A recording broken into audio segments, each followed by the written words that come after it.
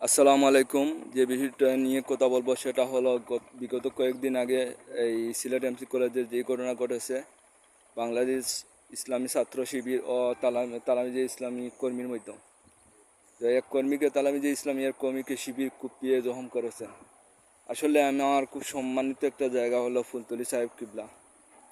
তো অনেক সময় অনেক কিছু বলতে হয় বা বলার ছিল, কিন্তু আসলে বলা যায় না। কারণ শত শত হলেও অনেক শ্রদ্ধা ভালোবাসা রয়েছে। তো আমার প্রশ্ন হলো, একটি দল তো ইসলামিক দল, তার উপরে আবার কোনো নিবন্ধিত রাজনৈতিক দল নয়। তো এর সাথে কেন শিবিরের সমস্যা হবে?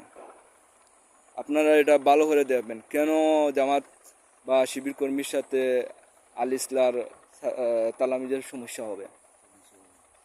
তো একটি কমেন্ট করা বিষয় নিয়ে কি কমেন্ট করেছে সেটা আপনারা দেখবেন।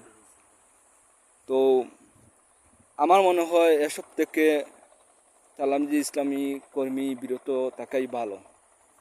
কারণ একটি রাজনৈতিক দল না হলে এসব কমেন্ট অনেক কিছু ভালো করে দেখতে হবে। ঠিক আছে, কমেন্ট করা এটা গণতান্ত্রিক অধিকার, সবার এই অধিকার আছে কমেন্ট করা, কিন্তু এটাকে রাজনৈতিকভাবে মুড়ানোর চেষ্টা কিন্তু ভালো নয়। কারণ আপনি যদি রাজনৈতিকভাবে মুড়াতে চান তাহলে আপনি তো বলতে হবে খুনি স্বৈরাচার মাফিয়া লীগের হয়তো অবৈধভাবে নির্বাচনে ক্ষমতায় গিয়েছিলেন একজন এমপি আল ইসলাম। তো আপনারা রাজনৈতিকভাবে এই জিনিসটাকে মুড়ানোর চেষ্টা করবেন না। রাজনৈতিক বিষয় কিন্তু রাজনৈতিকভাবে মোকাবেলা করতে হবে।